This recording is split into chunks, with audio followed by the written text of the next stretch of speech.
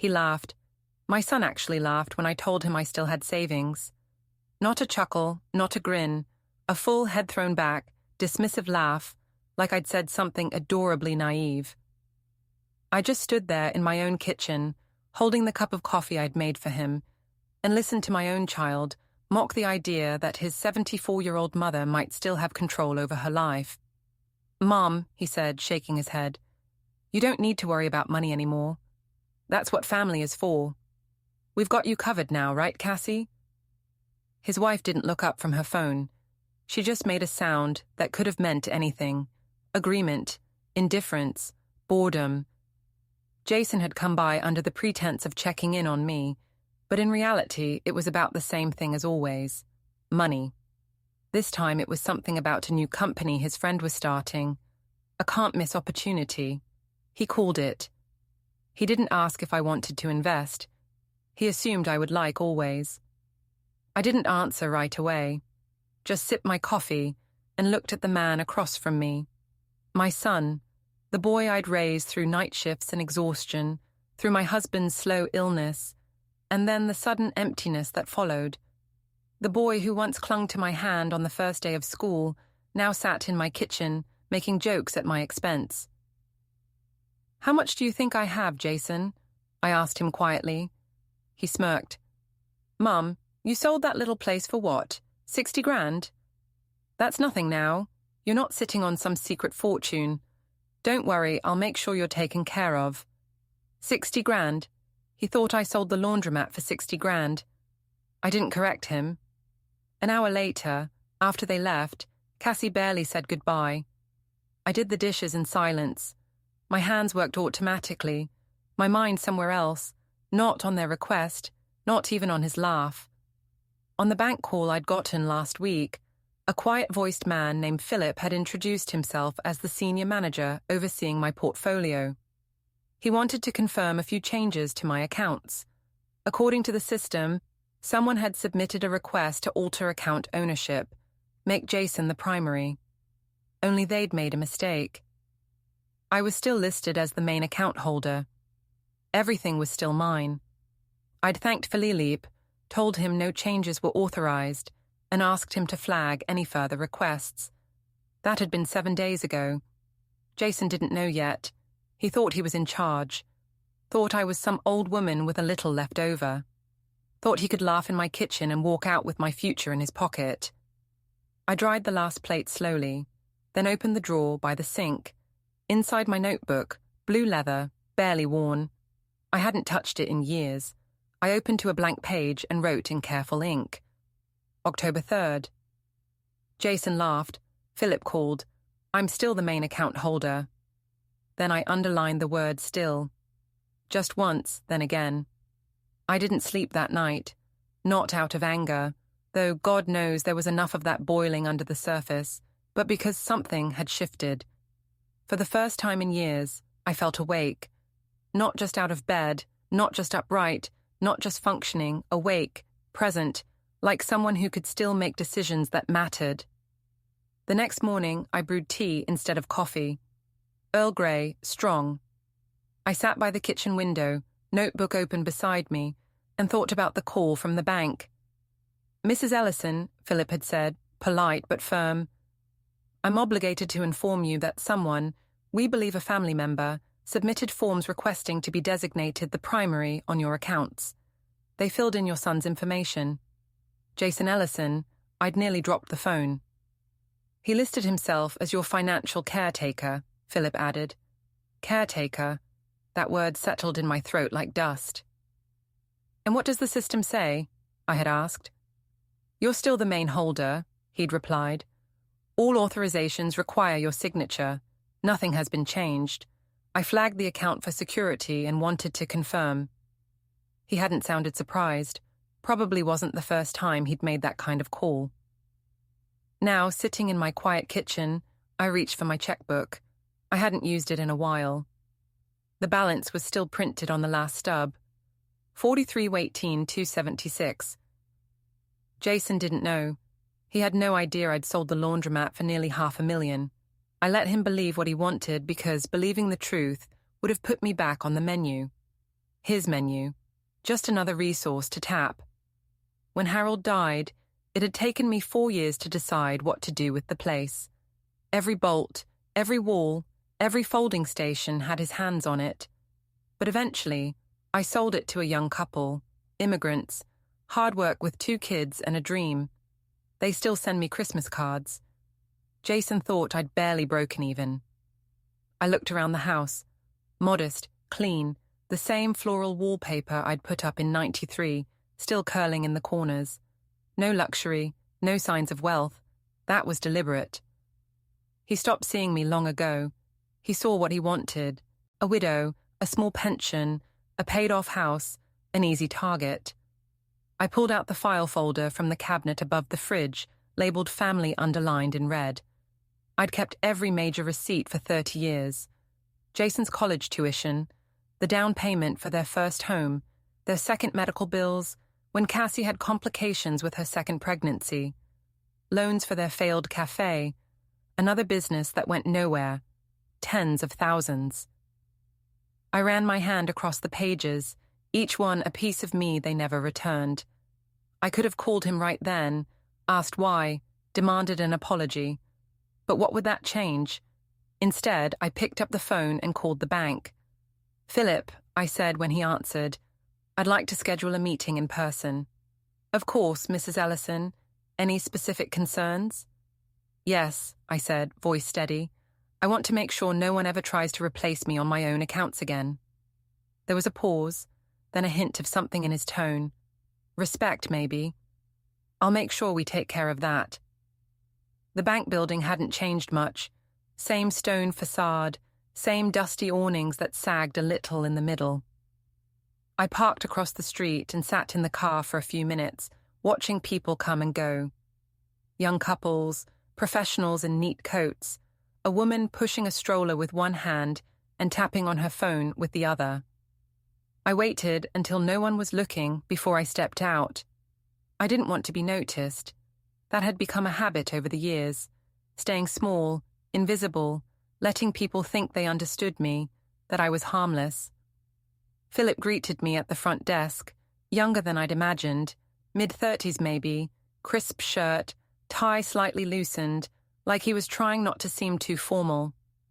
He shook my hand with both of his, warm and firm. "Mrs. Ellison," he said, "thank you for coming in." I followed him to a small glass office at the back. No window, just one framed print of a mountain range and a fern in the corner that looked fake but wasn't. He gestured for me to sit. "I reviewed your account this morning," he began, pulling up a screen I couldn't see. "You've been with us for over 38 years. Impressive consistency." "Consistency is underrated," I replied. He smiled faintly. "You were right to be concerned. The forms your son submitted weren't just to add himself as a contact. He requested full financial authority, power of attorney, account control, card access, everything." I didn't flinch. I'd already guessed. Still hearing it aloud did something cold and permanent to my chest. "He assumed I wouldn't notice," I said. Philip nodded. "We declined the request, of course, because your signature is required, and your authority hasn't been revoked. You're still the sole primary on every account, investment, and trust. The only reason we even saw the forms was because of the security flag on your profile. You activated that 5 years ago during the sale of the laundromat. I remembered the woman who bought the business had warned me gently. Family gets funny around money. You might want to set some locks in place. Turns out she was right. I'd like to make some changes, I told him. Philip opened a drawer, pulled out a folder. We can update beneficiary access, remove secondary card holders, restrict online requests, whatever you need. I reached into my purse, pulled out a folded paper. This is a list of every account I want locked down. No joint access, no linked cards, no exceptions. He took it, read quickly, then looked up. "And the trust?" "What trust?" "You have a dormant family trust," he said, checking his screen. "Established 10 years ago, never activated. It names your son and his children as beneficiaries. If you'd like to dissolve or modify, I want it revoked. I said flatly. Philip raised an eyebrow. Completely. I met his eyes, every word of it. I'll be setting up a new one with a different beneficiary. He didn't ask who, he didn't need to, he only nodded. Let's get started. The house was too quiet when I got home, not peaceful. Quiet like a held breath, like it was waiting to see what I'd do next. I set my purse down on the entry table and took off my coat, folding it over the chair, the way Harold used to. It still smelled faintly of lavender and dust, the kind of scent no one notices until there's no one left to smell it.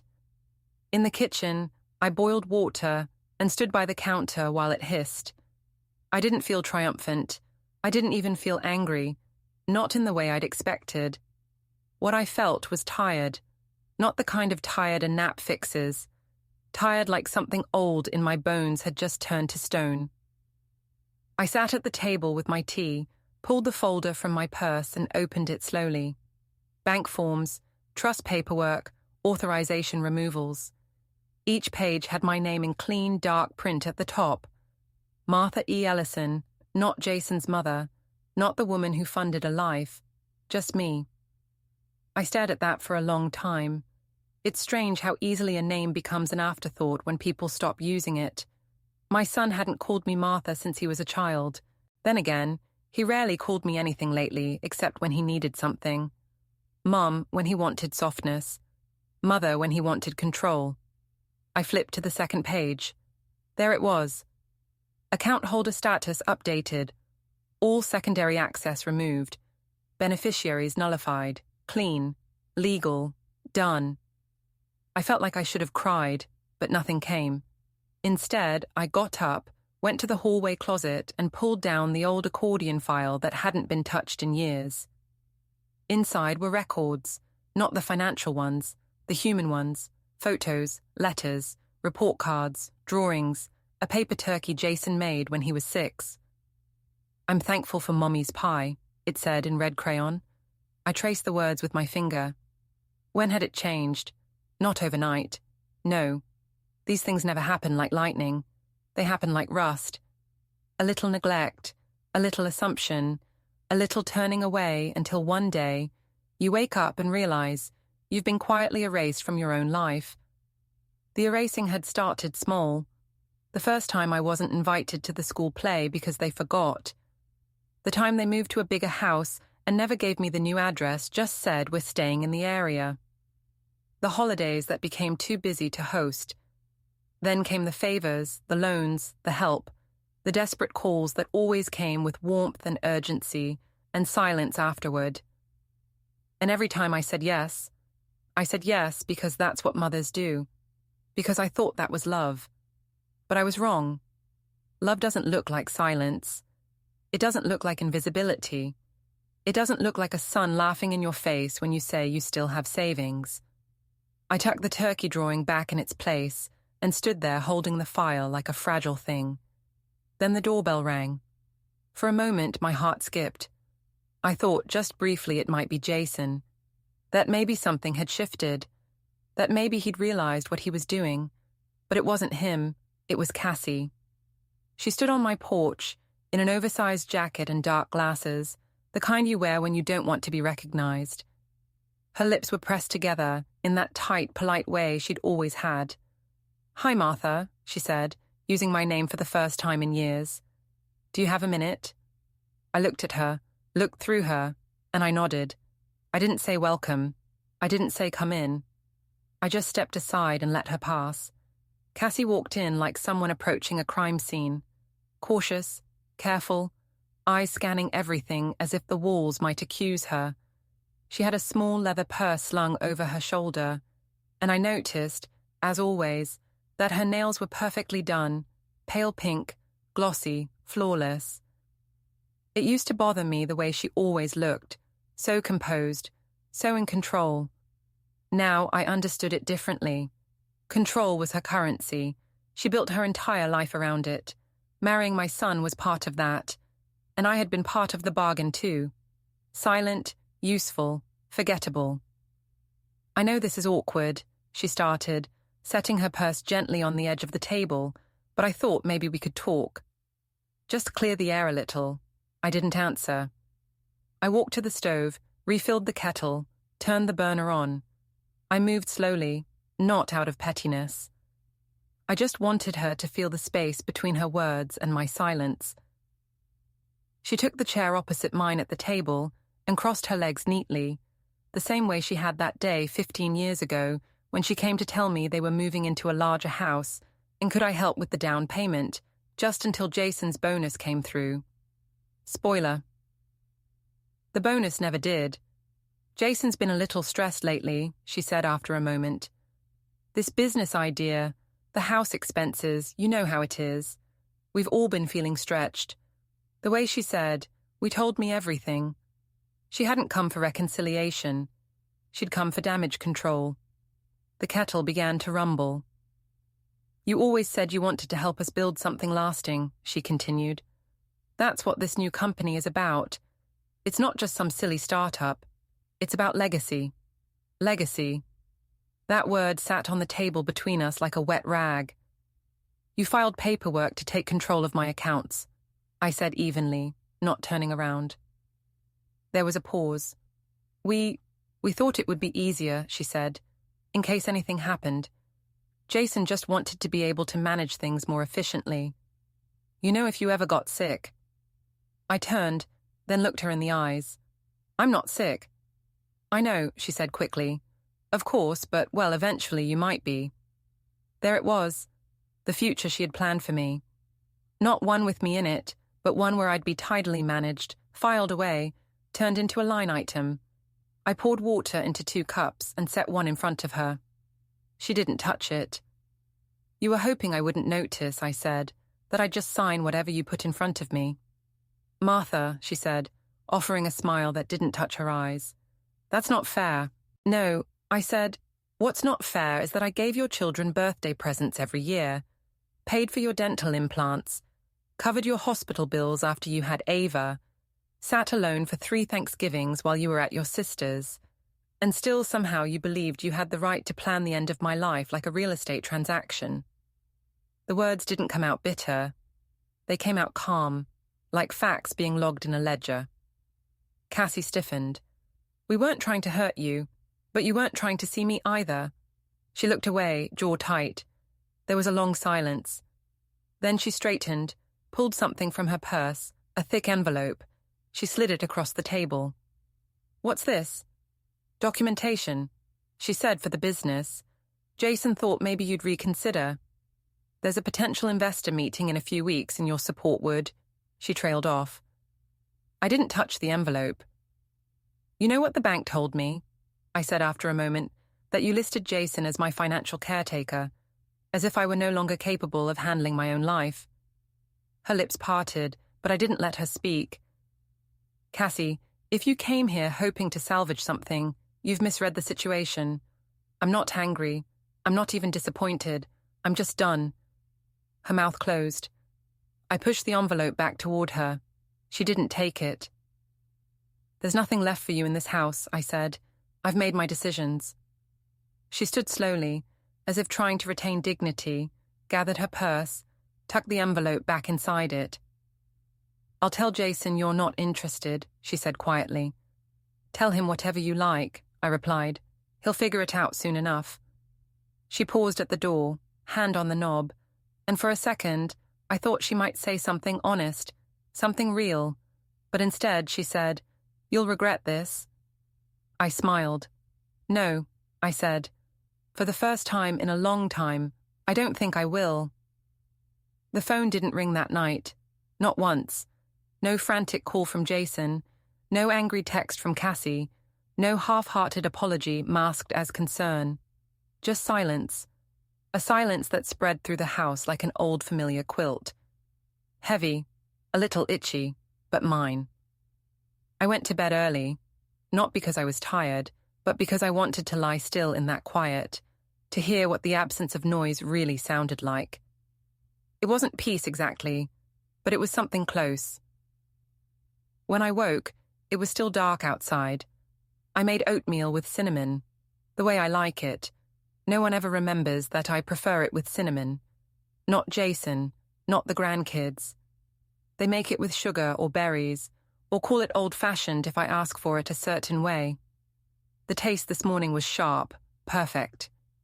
By 10, I had tidied the house, swept the back porch, paid a utility bill online, checked my investments, those I still controlled fully thanks to yesterday's paperwork. Then I opened the hallway closet and pulled down a dusty box labeled Mementos. Inside were things I hadn't looked at in years. Jason's birth certificate, a yellowing hospital bracelet, his kindergarten photo with that uneven bowl haircut I gave him in the bathroom because we couldn't afford a barber that month. He cried, and I cried after, and Harold just kissed us both on the forehead and said, "Well, he'll learn humility early." A letter Jason wrote me at 19 when he was off at university and missing home. "Thanks for everything, Mum," it said. "I wouldn't be here without you." He'd even drawn a tiny cartoon of me in the corner, my glasses too big, a pot on the stove. I folded the letter gently and placed it on the table beside my tea. I wasn't looking for reasons to forgive, but I needed to remember that love had once lived here, even if it had left quietly through the back door when money came in through the front. Around noon, I heard the faint buzz of my phone on the counter. Ava, my granddaughter. She rarely called. Too busy. Too loud. Too busy being 17. I answered. "Hi, Grandma." Her voice was bright, forced.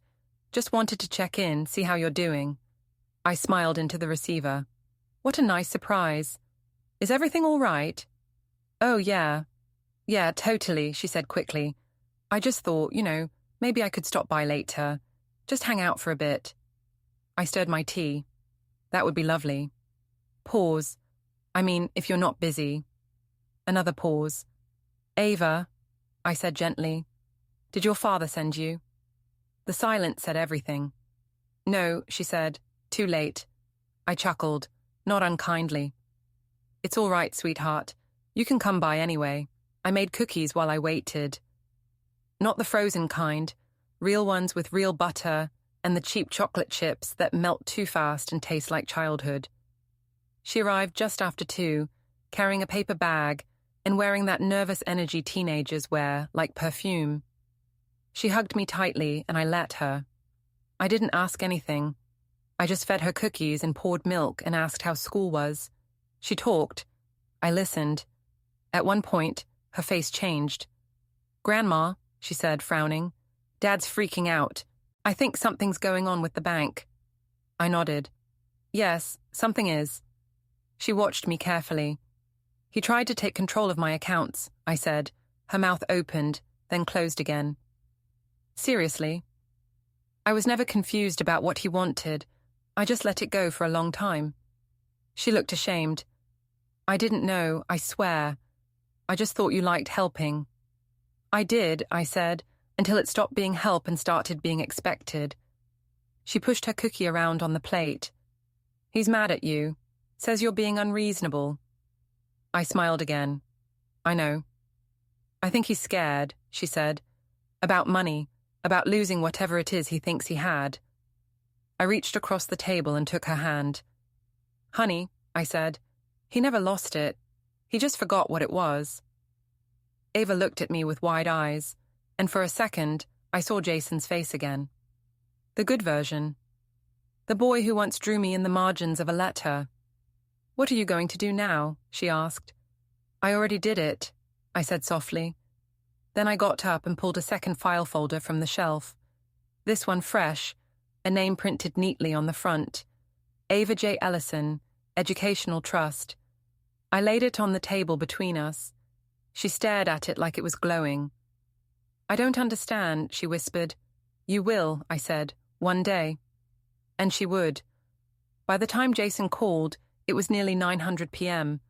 I let it ring twice. The third time, I picked up. "Mom," he said, sharp and breathless, like I'd been avoiding him, like I was the one who owed him something. "What the hell is going on?" I didn't say anything. "I just got off the phone with the bank," he snapped. "They said you revoked all access, froze the trust, Cancelled the co-authorization. Yes, I said. That's right. The silence on his end wasn't shock.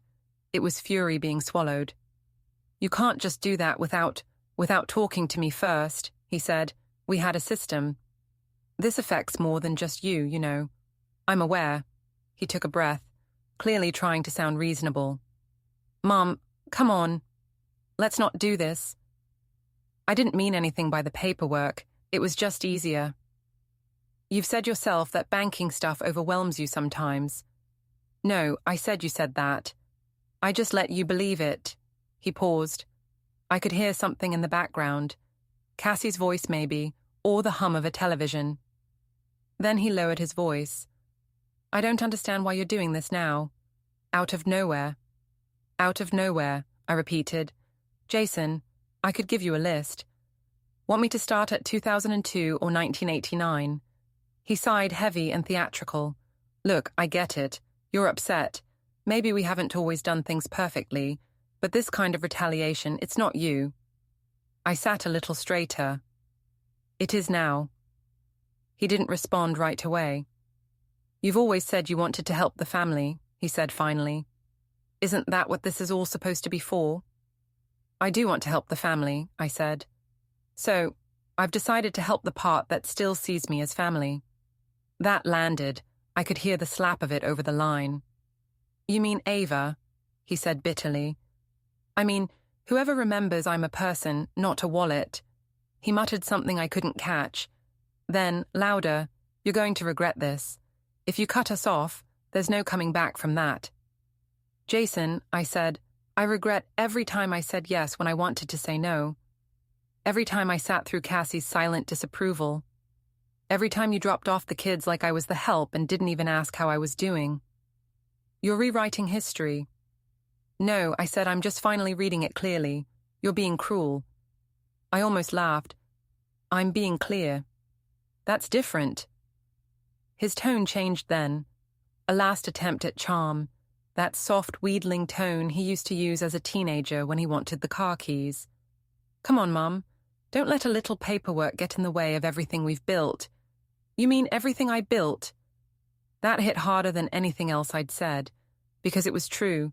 I'd built the life he stood on, and now I was taking my name off the blueprints.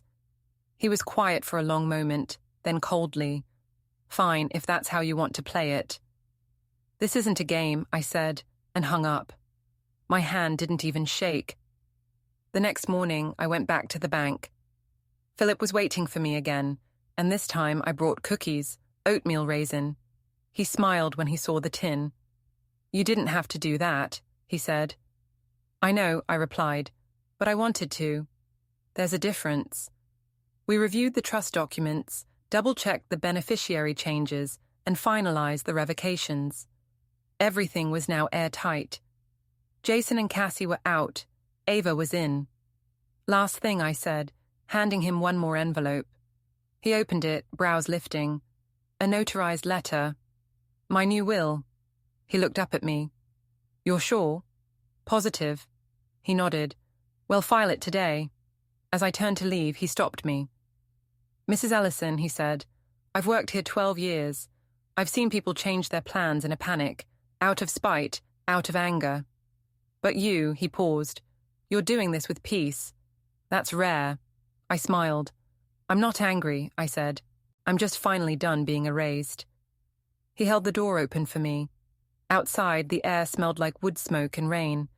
And for the first time in a long time, I felt like the world had made space for me again. That night, I didn't reach for the TV remote. I didn't scroll through the news or listen to the local radio station with the voice that always seemed too cheerful for real life. Instead, I sat at the kitchen table, lights dimmed, and opened Harold's old recipe journal. It still smelled faintly of graphite and oregano. He used to scribble notes next to every recipe, things like, too much garlic for Martha, or Jason prefers without onion, don't forget. His handwriting leaned forward, like it was in a hurry, like it had something important to say before the page ended. I ran my fingers down the margin of one page. Chicken pot pie, revised, 1983. I remembered that day. Jason had been 8, the kind of clingy that warmed your heart and drove you mad at the same time. He'd stood on a stool next to Harold, mixing carrots with a spoon twice the size of his hand. That was the last winter we still fit at the small kitchen table. Before the remodel, before the ambition, back when we were enough, I closed the book and leaned back in my chair. There was no sadness tonight, just stillness, a kind of silence that felt earned. And then, just before 10 Sio, the phone buzzed again. One new voicemail. I hadn't even heard it ring. I pressed play. "Mom, it's me." Jason's voice, but slower this time.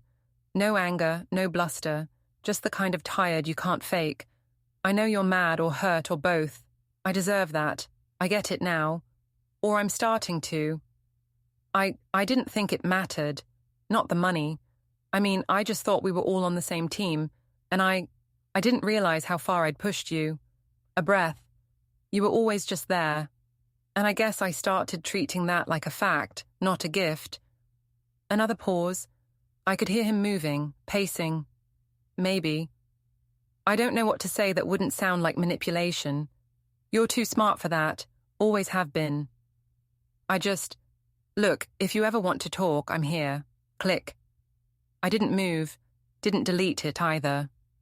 I let the silence return and stayed there a while, staring at nothing, thinking of everything. The next day, the mail came early, the usual clutter, a glossy flyer for new windows. I didn't need a retirement magazine with a smiling couple on the cover. She had pearl earrings. He had thick white hair. Both lies, I thought. No one smiles like that at 80.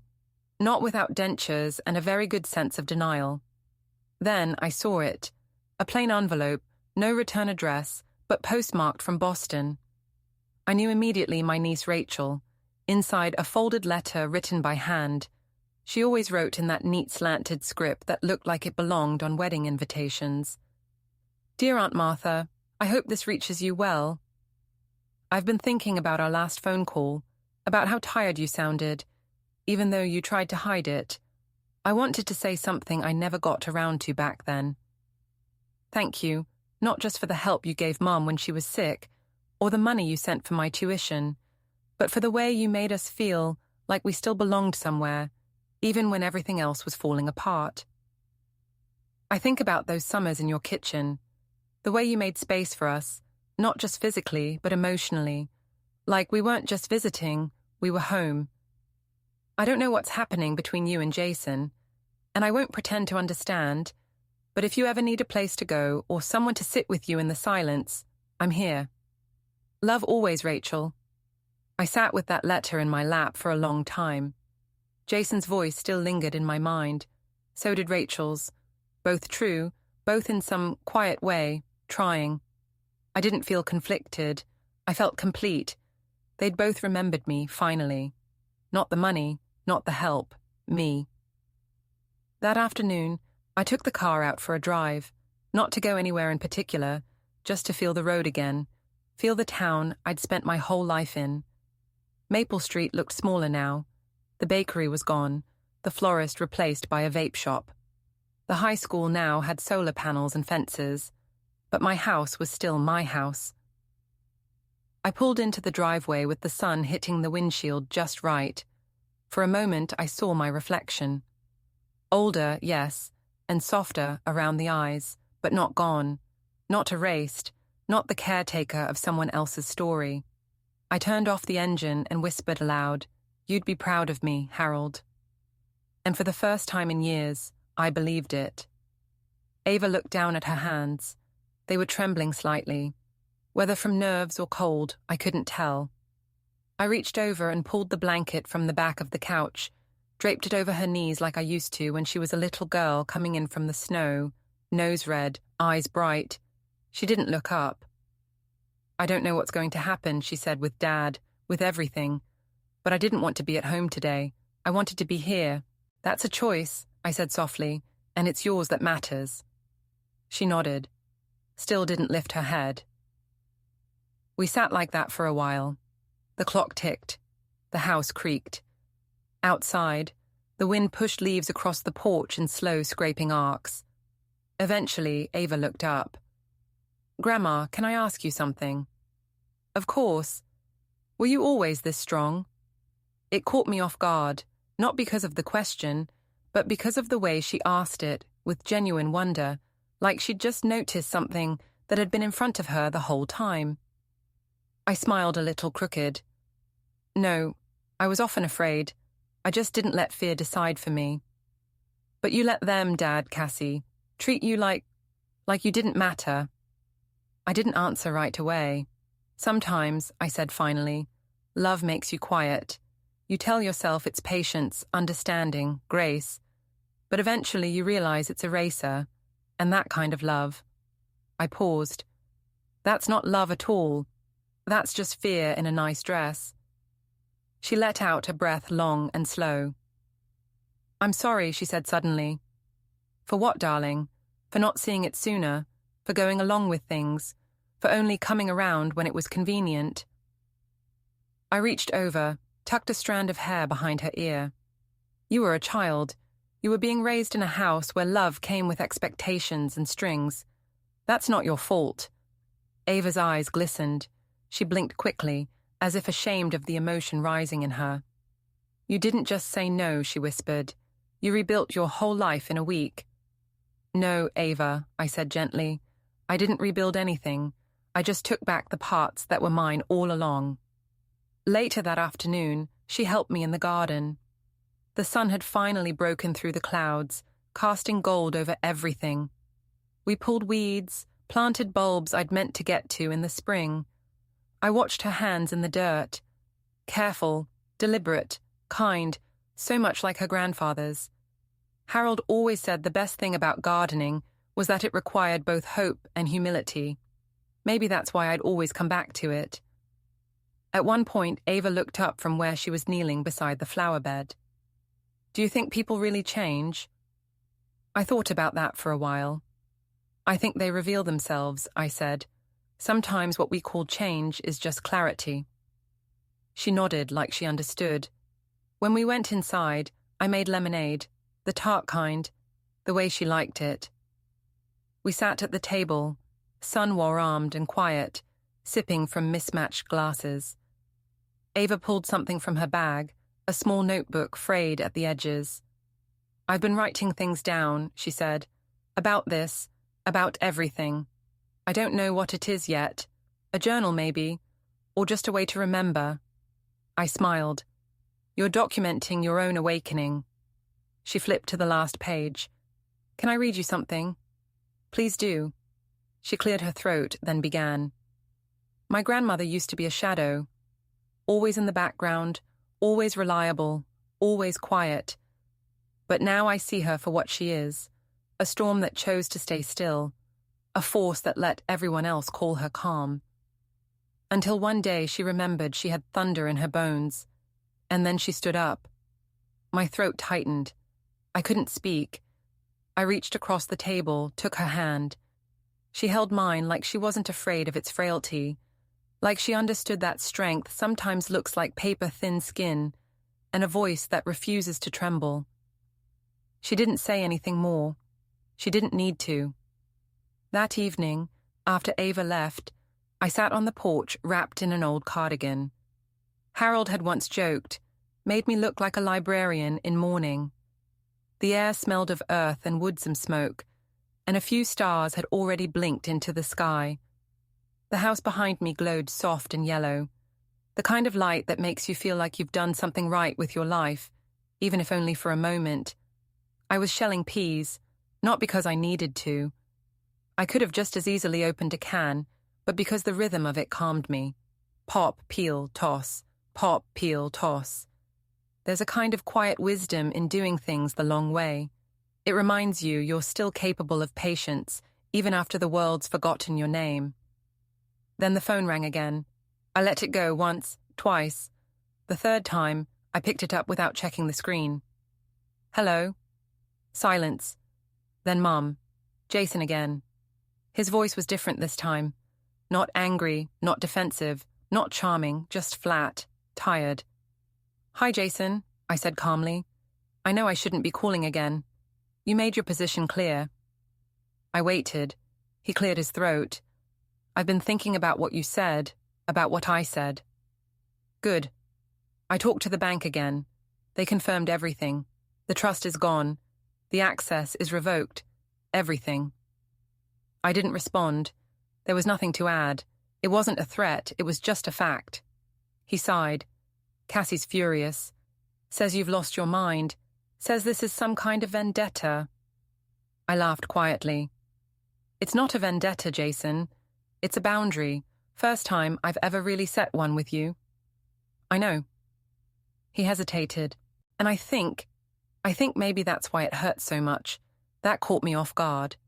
For a moment, I softened, but I didn't let it reach my voice. What do you want, Jason?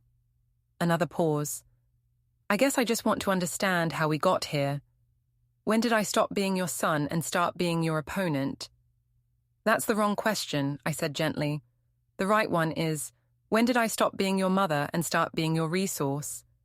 He didn't argue. I'm not saying I was perfect, he said after a long silence. I know I wasn't.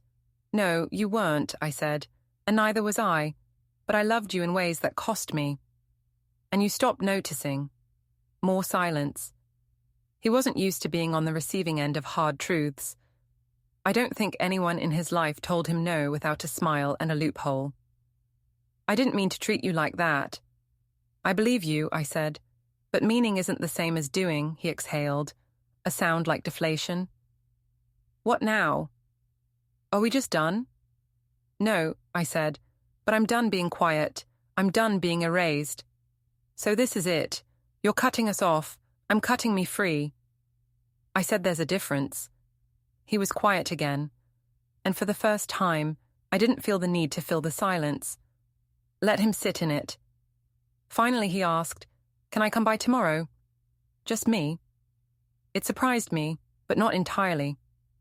You can, I said, but not to talk about money or paperwork or the past. If you come, it's to sit, to drink tea, to peel apples if I ask you. Can you do that? I think so, he said softly. Then you're welcome. I ended the call before he could say anything else.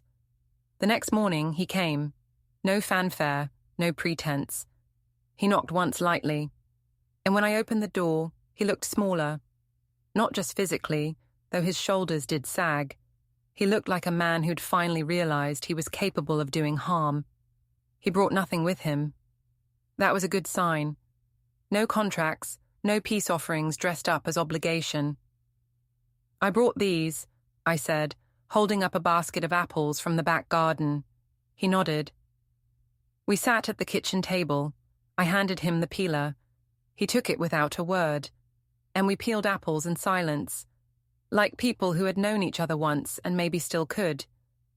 When he left an hour later, he didn't ask for anything, didn't try to justify or defend or fix. He just hugged me the way he used to when he was too young to have pride yet, and said, "Thanks for letting me come." I watched him walk to his car, and for the first time in a very long time, I thought, maybe there's still a path forward. Not to what we were, but to something new, something chosen. It was nearly a week before I heard from Cassie again. I wasn't expecting a call. I thought she might stay silent, let Jason do the slow crawl back towards civility on his own. But Cassie was never the kind of woman to let others clean up messes she considered hers to manage, not because she cared about harmony, but because she cared about optics. When the phone rang and her name flashed across the screen, I debated letting it ring out, but I was done with avoidance, done pretending I wasn't home or that my hands were full, done playing the role of the passive matriarch. I answered Cassie. A pause then. Martha. Her voice was composed as always, clipped at the edges. I imagine Jason told you he came by. He did. Another pause. I suppose I should start by saying I didn't mean for things to escalate like they did. The bank, the trust. That was never intended to feel like a coup. I raised an eyebrow, though she couldn't see me. No. Then what was it intended to feel like? She sighed, that kind of sigh reserved for people who believe they've been patient long enough. I thought we were building something as a family, a future. It made sense legally and financially to shift things to remove me from my own accounts. I thought you trusted us, she said quietly now. I thought we were aligned. I took a long breath, held it, then let it go. No, Cassie. What you thought was that I wouldn't notice, or if I did, I wouldn't do anything about it. She didn't respond. You believed, as many do, that old means soft, that time dulls our senses, that gratitude means silence. You were wrong. She still didn't speak. I'm not angry anymore, I continued. That ship sailed when I walked out of the bank holding the documents you tried to bury me under. But I am done. Done with the pretending. Done with the giving without acknowledgement. Done being the quiet shadow at the edge of your comfortable little kingdom. That's not fair, she said sharply, finally breaking. You're making me sound like a villain. There are no villains, I said evenly. Just choices and consequences. I was trying to protect our family. No, I said. You were trying to protect your control over it. The line went silent again. Then her voice clipped brittle. So that's it? You're cutting us out? You already did that, I said gently. You just didn't think I'd notice. She hung up without another word. I didn't feel triumphant. I felt clean. 2 days later, Ava came over again, this time with muffins, still warm with cinnamon crumble on top. She didn't say they were store-bought, and I didn't ask. We ate them on the porch, listening to the wind rustle through the trees. It was the kind of morning that felt like a blessing. Quiet, steady, gently alive. I think Dad's changing, she said eventually. Maybe, I said. Maybe he's remembering. She looked at me confused. Remembering what? That I'm not a satellite, I said, not a planet orbiting his life. She smiled, broke off a piece of muffin, and ate it thoughtfully. Cassie's still herself, she said, but quieter, watching like she's waiting to see if this version of you is real. Oh, it's real, I said, and it's permanent. Ava laughed. Good, I like it. She reached into her backpack and pulled out a small box, handed it to me. What's this? Open it. Inside was a delicate bracelet, silver, thin, with a single charm. A tiny apple. I wanted to get you something, she said shilly. For everything. For standing up. For reminding me I can too. I traced the charm with my finger. You didn't need to do this. I know, she said, but I wanted to. There it was again. The difference. Not obligation, not guilt, just love. She helped me put it on. Her hands were steady now. When she left, I sat in the sun and let the bracelet catch the light. It wasn't expensive. It wasn't grand. It was real. And that was everything. That night, I opened my notebook, the same one where I had first written October 3rd. Jason laughed. Philip called. I'm still the main account holder. And underneath it, I added October 18th. Jason peeled apples. Cassie hung up. Ava brought muffins. I wore a bracelet that said more than words ever could. Then I closed the book and went to bed. It was a Tuesday when I finally stepped into the lawyer's office. Not because anything urgent required it, not because someone was pressuring me, but because I wanted the finality of it. I wanted the paperwork, the signatures, the click of the pen against a hard surface. I wanted the kind of closure that leaves no room for interpretation. The office was quiet. Wood-paneled walls, thick carpet, and the smell of paper and lemon cleaner. The receptionist offered me tea. I declined. I brought my own. The attorney, a calm man in his 50s named Mr. Halverson, had warm eyes and a non-nonsense manner. We'd met once before after Harold passed. He remembered me. Mrs. Ellison, he said, standing, you look determined. That's accurate, I replied. We sat. He opened the folder I'd sent him 2 days earlier. My office reviewed your updates. The trust has been successfully reassigned. The will has been amended per your instructions. Jason Ellison and Cassandra Ellison are removed as legal beneficiaries. Ava J. Ellison is now sole inheritor and primary trustee of the educational fund, as well as the executive of your estate. I nodded. Good. There is also the option, he continued, to include a statement of intent, a brief paragraph, should your will ever be contested, clarifying your decision. Not legally necessary, but recommended. He slid a page across the desk, blank except for the header personal addendum to last will and testament. I picked up the pen, clicked it, and I wrote. To anyone who asks why I chose to leave my legacy in the hands of one young woman instead of the two adults who once called me mom and mother, I offer this. Ava never asked me to disappear. That is all. I signed it, folded it, and handed it back. Halverson didn't say much, just nodded, collected the document, and added it to the file. You've made clear decisions, he said. Yes, I said. Finally. That afternoon, back at home, I pulled out a small box I hadn't touched in years.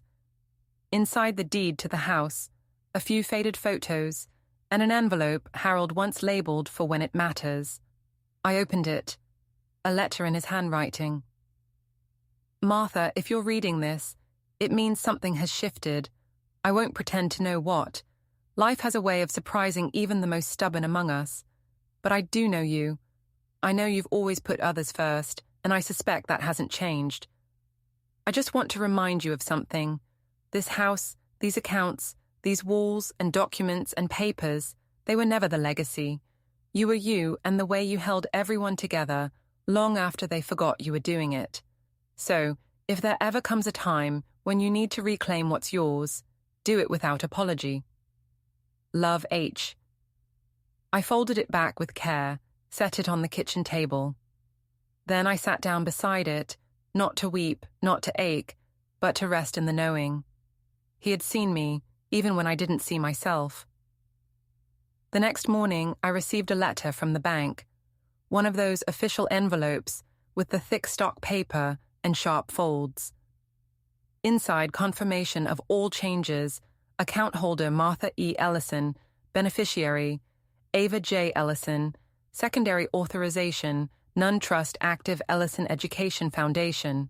I placed the letter on top of Harold's note, and then without hesitation, I opened a fresh page in my notebook and wrote October 19th. The house is mine. The trust is secure. The power is quiet. But it's mine. I underlined that last part, not out of pride, but to remind myself, dignity doesn't roar. It doesn't demand a spotlight. It simply takes its seat at the table and does not ask to be excused. 2 days later, I went to the farmer's market, not because I needed anything urgent. I had plenty of vegetables at home, and I wasn't hosting anyone. But it had been years since I'd walked those rows of stalls, years since I let myself feel like a woman with time, not just responsibilities. I wore the good scarf, the one Ava gave me last Christmas, deep navy with embroidered edges. I don't know if anyone noticed, but I did. And that was enough. The vendors were mostly new, younger, louder. The woman who used to sell homemade soap was gone, replaced by someone offering vegan candles and bags made from reclaimed sales. A boy with a guitar played near the fountain. A group of college girls took photos of heirloom tomatoes. I walked slowly, letting the crowd move around me like water. At one stall, I bought pears. At another, fresh bread. Then I stood in line for honey and found myself behind a familiar figure, Mrs. Langley from the church, though I hadn't been in a while. She turned, saw me, and lit up. Martha Ellison, my goodness, I haven't seen you in ages. I smiled politely. It's been a quiet season. I heard there was some trouble in the family, she said, lowering her voice like it was a secret anyone might overhear with Jason and the finances. I didn't flinch. There was clarity. That's all. She blinked, then nodded, unsure of how to respond. I let her flounder in the silence. It wasn't cruelty, it was a boundary. After a moment, she recovered. Well, I always say families are complicated. I'm sure things will settle down in time. They already have, I said, placing a jar of wildflower honey in my bag. I left her with her half-finished thoughts and made my way to the park bench near the exit, sat down, and watched the crowd. I saw a mother trying to calm a crying toddler, a man offering his wife the better half of a sandwich, a teenager rolling their eyes behind sunglasses, life carrying on. And for once I didn't feel left out of it. I felt rooted. That evening I called Rachel. I hadn't spoken to her in a few weeks, not since her letter. "Rachel," I said when she answered, "I read your note, and I just wanted to say thank you." She smiled through the phone. I could hear it. "You don't owe me thanks, Aunt Martha." "I do," I said. "You remembered me as I was. That matters more than you know." We talked for nearly an hour. Not about the drama, not about Jason or the trust or the past, just about life, her new apartment, her attempts at cooking, her bad dates. I laughed more than I had in months. "You sound lighter," she said near the end. "I put some things down," I replied. "Turns out they weren't mine to carry." She was quiet a moment. "I think you're becoming who you were always meant to be." "No," I said softly. "I think I'm just becoming who I used to be." Before I forgot, I had the right to stay her. After I hung up, I walked into the bedroom and opened the bottom drawer of the dresser. Inside was a photo album, one of the old ones with yellowed plastic sheets and black corners holding the images in place. I flipped through slowly. Harold in the backyard, grinning over a half-built shed. Jason at 9, riding a bike with a crooked helmet. Me, younger, hair wind blown, holding a peach pie like I'd won a prize. Then one photo stopped me. It was of Jason, maybe 21, sitting at the kitchen table, head in hands, surrounded by papers, college applications, bills, a job rejection letter, and next to him, my hand on his back. Just my hand caught in the frame. That hand had paid his tuition. That hand had written checks, made calls, packed lunches. That hand had signed away things she didn't want to give because someone had to hold the line. Now that hand held a pen that drew new lines on documents in hearts around what was hers and what would never be taken again. I placed the album back slowly and went to the window. Outside, the wind moved through the trees, slow, steady, unbothered, and I whispered to the glass, "I'm still here. Not for them, not against them, for me." It was a Sunday when Jason came back. Not announced, not expected, just a soft knock on the door while I was folding laundry in the living room. The kind of knock that says, "I'm not sure I'll be welcomed, but I'm trying anyway." I opened the door and found him standing there with no boxes, no papers, no pretense, just a brown paper bag in one hand. "I brought lunch," he said sheepishly. I studied him for a moment. He looked less polished. The lines in his face were clearer now. The forced confidence had softened. There was no arrogance in his posture, only hesitation. "Are you hungry?" he asked. I opened the door wider. "Let's see what you brought." We sat in the kitchen like we hadn't in years. Not for holidays, not out of obligation, but just to be. He unpacked the bag.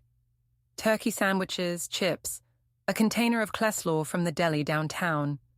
"You remembered?" I said, nodding at the slow. He smiled. "You used to say it tasted like someone's grandmother still made it by hand." "Because it does," I said. We ate mostly in silence, but it wasn't uncomfortable, not tight, just quiet, honest. At one point, he looked up from his plate. "I read AA's notebook," he said, "the little one she's been writing in." I didn't respond. I just waited. "She let me," he added quickly. "Didn't sneak it. She said I should see what it looked like, how it felt from your side of things." "And did you?" I asked. "I did," he said quietly. "It was hard." Good, I thought, but I didn't say it. "She wrote about the bracelet," he said, "and the apples, and the way you stood at the bank steady as stone. She said you became the version of yourself she wished she'd met sooner." I swallowed. "She said I made you small." I didn't correct her. "She's right," Jason said. I did. I looked at him then. Really looked. For the first time in years, he wasn't trying to manage me. He was just being witnessed. maybe for the first time in his life. I don't need an apology, I said. I need awareness. I need changed behavior. I'm working on it, he said, not asking for anything, just trying. We finished lunch without more talk, but as he stood to leave, he paused at the doorway. There's this picture, he said, of me in college, head down, overwhelmed. You were next to me, your hand on my back. I know the one. I didn't notice that hand until a week ago. It was just always there, you know. He looked at me then, eyes full. I should have said thank you a long time ago. You just did, I said. He stepped forward, gently wrapped his arms around me. It was the first hug that felt like his, not like habit. When he pulled away, I saw the shine in his eyes. He wasn't trying to hide. I'll come back soon, he said. You know where the porch is, I said, and the apple basket. He smiled, nodded, and left without closing the door too quickly. Later that day, I called Ava. Told you he's stubborn, I said. She laughed. He's also trying. That's new. Yes, I said. New can be good. You're proud of him? I thought for a moment. I'm proud of myself, I said. That's where it starts. That night, I sat in the living room with Harold's recipe journal in my lap. I flipped to the back where he used to scribble notes not tied to cooking. One page said, "People don't see what you do, but it shapes the ground they walk on." I underlined it in pencil. Then I added a line below in my own hand. Eventually, they learn to walk with their own weight. Or they don't. Either way, you stop carrying them. I closed the book and placed it gently on the shelf. And for the first time in my life, I didn't feel like someone who had been left behind. I felt like someone who had arrived, not somewhere loud, not somewhere new, but somewhere solid. The last part came slowly, not as a single event, not as some grand reconciliation or collapse, just a quiet settling, like dust after the furniture's been moved, like breath after a long-held tension. It was November now. The trees had surrendered their leaves without fuss, and I found myself spending more time on the porch, wrapped in my cardigan, listening to the wind talk to the bare branches. Sometimes Ava came by, sometimes Jason, never together. And that was all right. We didn't need a perfect ending. We just needed truth and a little peace. On the morning of my birthday, Ava arrived with a pie, pear and ginger, slightly overbaked on one edge, proudly homemade. I burned the crust, she said, holding it out like a trophy. That's how you know it's made with love, I said, taking it from her hands.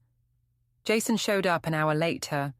No fanfare, no speech, just a small envelope, and the look of a man who understood he was a guest now, not the owner of the room. He handed me the card without a word. I opened it later after he left. Inside, he'd written only one sentence. Thank you for teaching me what you never owed me. I sat with that card in my lap for a long time. He was learning.